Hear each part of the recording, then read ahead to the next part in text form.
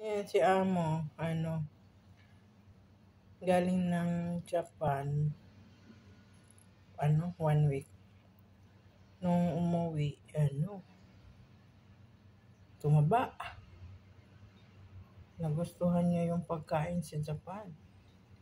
Tapos, mag-diet daw siya. Oh, Alin, I don't want to eat bread. No need to buy for me, sabi. So, di okay. Kaso, bumili ng maraming sitsirya.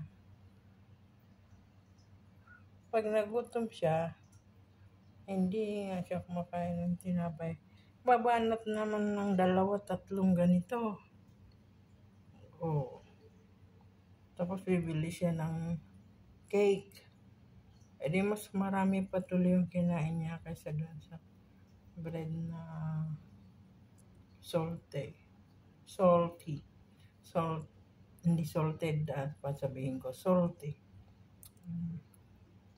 Tapos, nag-quaker oats pa siya every morning ng 3 kutsara na pag naluto magiging 1.5 bowl. So, lalong marami siyang kinakain ngayon kaysa noon. So, yung diet niya,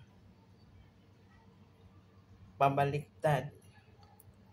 Ganun si amo mag-diet. Tapos pa na ang timbang. Okay. Ayan ang mga sitsirya niya.